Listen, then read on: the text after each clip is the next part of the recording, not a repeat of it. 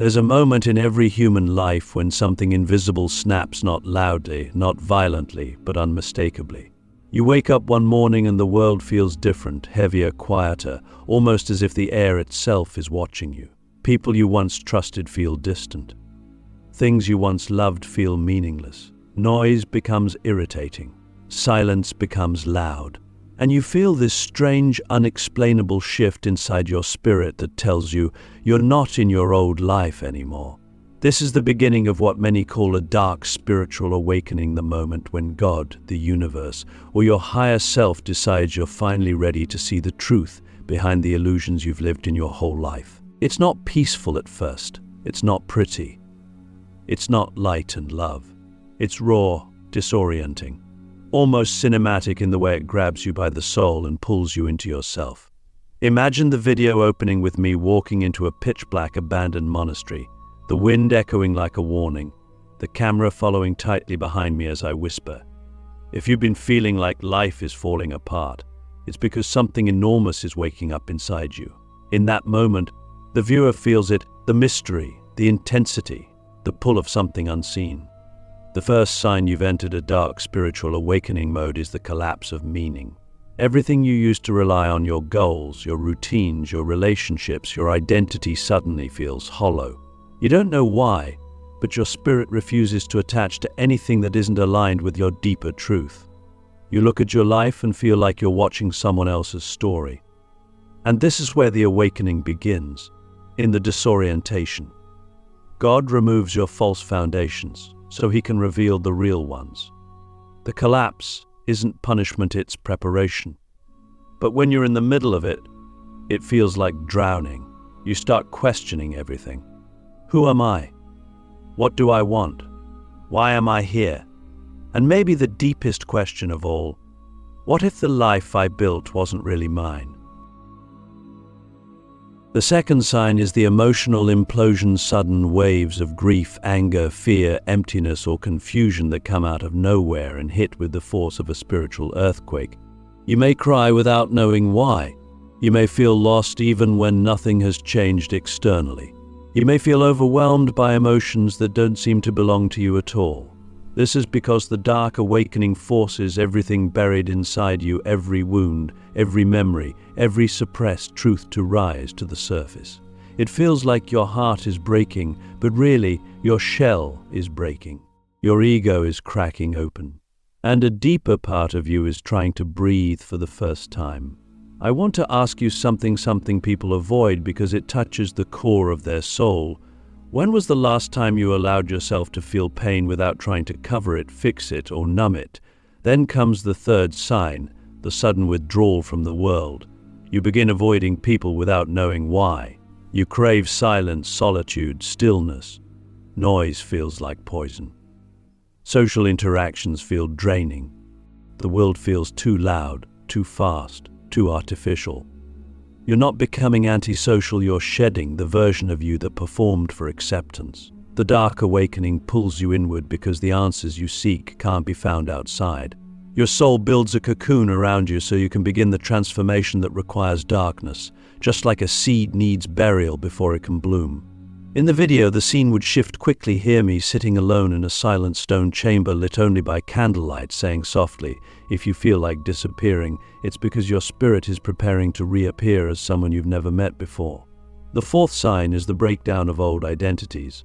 You start noticing that everything you once called me was largely shaped by expectations, trauma, culture, or survival patterns.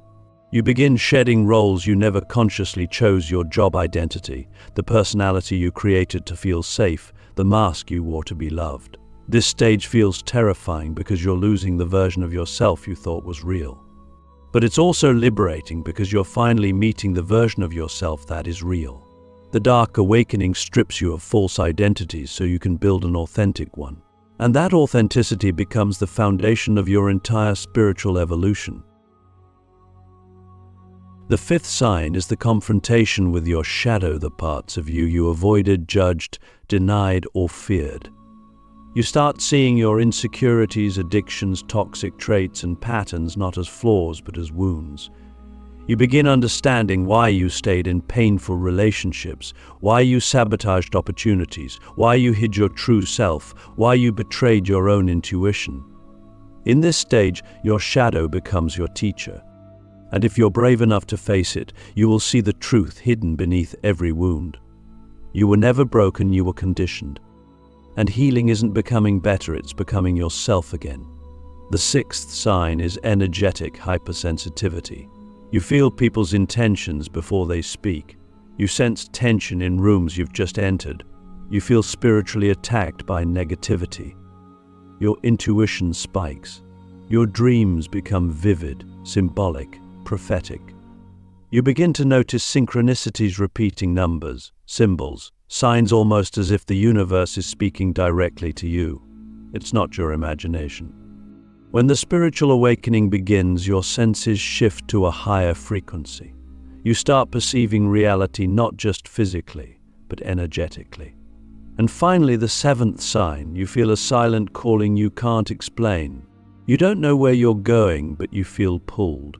Something inside whispers that your old life is too small for your new spirit. You may not know your purpose yet, but you feel it approaching like a storm building on the horizon. Before we continue, I want you to ask yourself one deep question. Is the darkness you're experiencing actually the beginning of your transformation?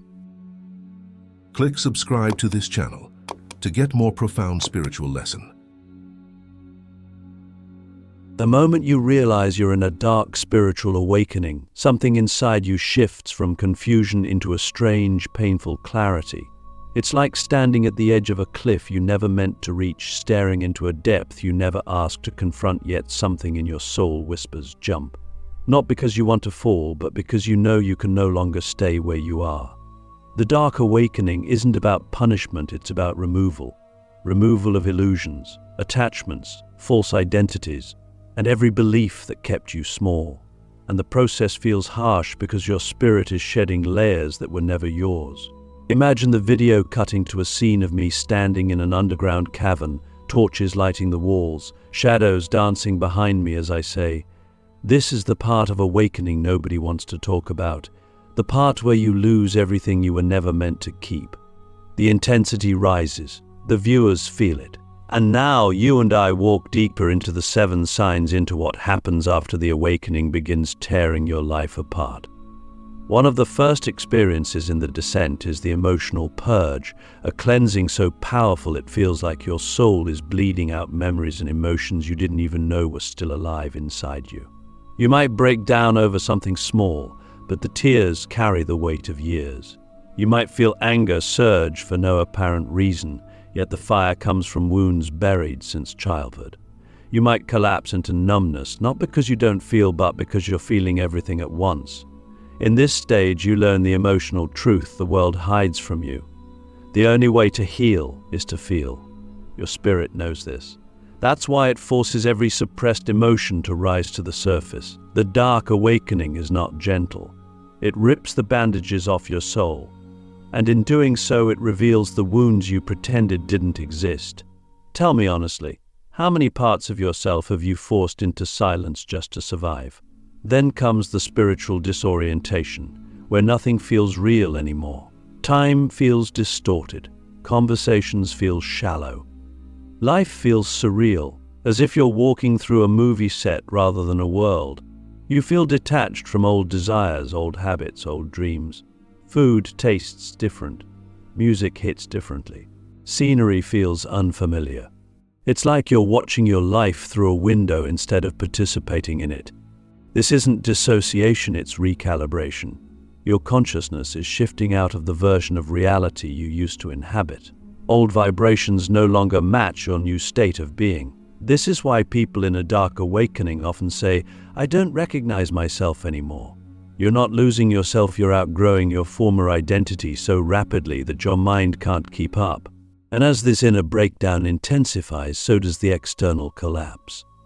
Things in your life begin falling apart with uncanny precision. Friendships fade, relationships end, jobs become unbearable, plans crumble, situations that once felt stable suddenly unravel overnight. Not because you're failing, because the universe is stripping away everything that cannot support the next version of you. This is where trust is tested. You feel lost, abandoned, spiritually naked. But the truth is, you're being redirected. The destruction isn't chaos, it's construction. God is removing everything that was built on fear, ego, trauma, or conformity. And He's making space for alignment. But it hurts deeply, because you're grieving the life you've outgrown. Perhaps the most intense part of the dark awakening is the confrontation with the inner shadow, where you meet the parts of yourself you've judged, denied, or hid. This stage shows you your patterns, why you attach, why you avoid, why you accept less than you deserve. The shadow is not the enemy. It's a wounded child who learned survival the only way it knew how. And when you finally face it, not with hatred but with curiosity, the awakening deepens into something sacred. You begin healing not by perfection, but by integration. Your light grows not by rejecting your darkness, but by understanding it. Then comes a shocking shift. Your intuition spikes to the point where reality feels transparent. People's words no longer deceive you. Their energy reveals more than their actions. You pick up on thoughts, emotions, and intentions without effort. Your dreams become messages. Your instincts sharpen. Your awareness expands. And you begin sensing a spiritual architecture behind everything happening to you. This is the stage where you start realizing you're not falling apart, you're waking up. And finally, there is the whisper of destiny, quiet but unmistakable. Even in the darkest moments, something inside you keeps saying, keep going. There's more for you. This whisper is your higher self calling you forward, pulling you through the darkness into a deeper purpose you're not meant to understand yet. It guides you through the chaos, reminding you that the pain is temporary, but the transformation is eternal. Before we move on, I want you to ask yourself, if everything falling apart is actually everything falling into place, would you still fear the darkness, or would you lean into it? There is a point in every dark spiritual awakening where the chaos stops feeling random and starts feeling intentional, almost orchestrated in a way that makes your soul tremble. It's not that the pain disappears, it's that something within you begins to shift in how you relate to the pain. You stop fighting it. You stop fearing it. You start observing it almost like a witness instead of a victim. This is the metamorphosis phase, the moment your old self doesn't just crack, it dissolves. And in its place, something wiser, deeper, more intuitive begins to rise. Imagine the video now cutting to a visually stunning moment. Me standing on a mountaintop at night, the sky raging with lightning, my silhouette illuminated as I say, when the old you dies, the world doesn't end, your real life begins. This is the moment viewers lean forward. This is where your transformation becomes undeniable.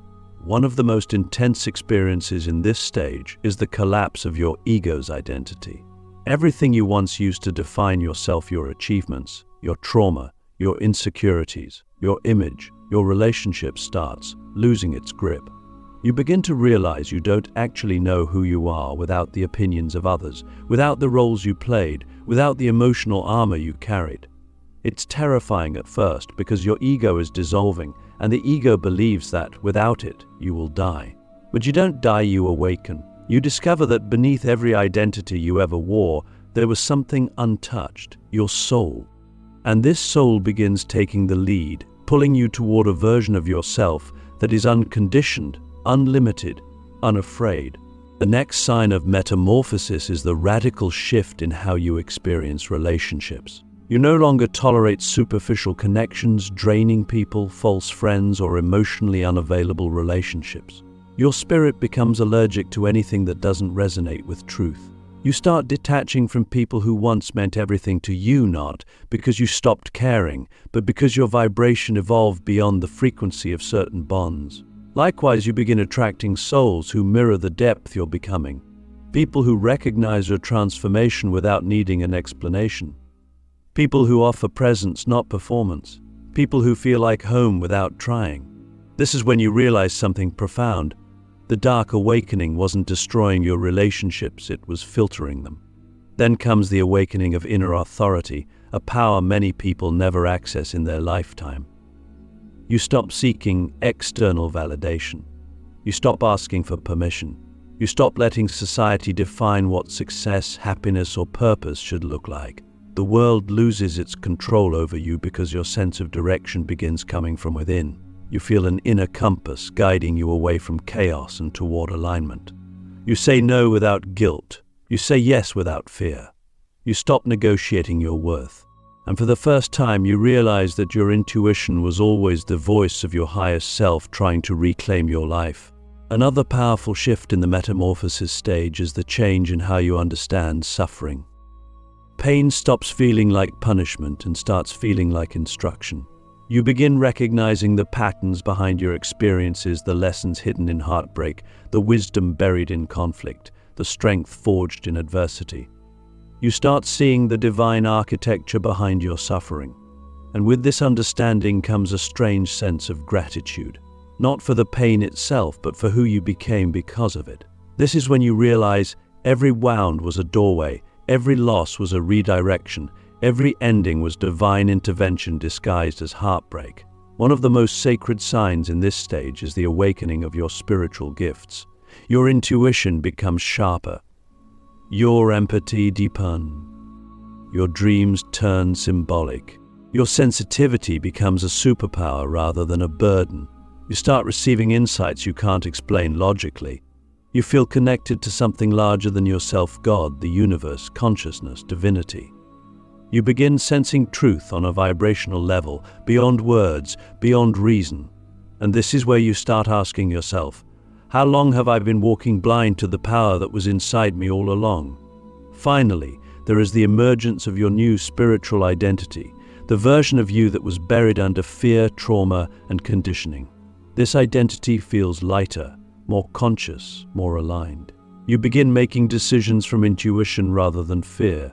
You begin living from purpose rather than survival. You begin expressing the truth you used to hide. And life begins responding differently, not because the world changed, but because you did. Now, I want to ask you something only someone undergoing a deep transformation will understand. If the person you were is gone, who are you becoming? There comes a moment in the dark spiritual awakening when everything suddenly becomes still, not empty, not hopeless, but profoundly still. It feels like the universe is holding its breath, watching to see who you will choose to become now that the old version of you has died. This is the rebirth phase, the ascension after the descent, the point where the darkness that once terrified you becomes the very soil that nourishes your new identity. If the awakening began with collapse, it ends with emergence. Imagine the video transitioning from the pitch-black caverns and stormy mountains to a breathtaking sunrise over a sacred temple. I say softly, this is where you rise not as who you were, but as who you were always meant to be. And in that moment, the viewers feel it not as entertainment, but as recognition of their own silent transformation. One of the first signs of spiritual rebirth is the unexpected return of inner peace. You don't find it through denial or distraction, it arrives quietly, almost mysteriously, after you've faced every part of yourself you once feared. This peace doesn't depend on external circumstances. It survives chaos. It survives loss. It survives uncertainty. It's the kind of peace that whispers, you're safe now, even when the world around you is still messy. You feel grounded in a way you've never experienced. It's not the peace of naivety, it's the peace of someone who has walked through fire and learned to stop fearing the heat. This new peace is one of the strongest signs that you've crossed through the darkest part of your awakening. Then comes the return of clarity, not the fragile clarity you had before, but a clarity that feels like someone wiped dust off your soul. You begin understanding your past not with regret, but with wisdom. You see why certain doors closed, why certain people left, why certain dreams fell apart. Everything begins making sense, as if the puzzle pieces suddenly rearranged themselves into a picture you were never able to see before.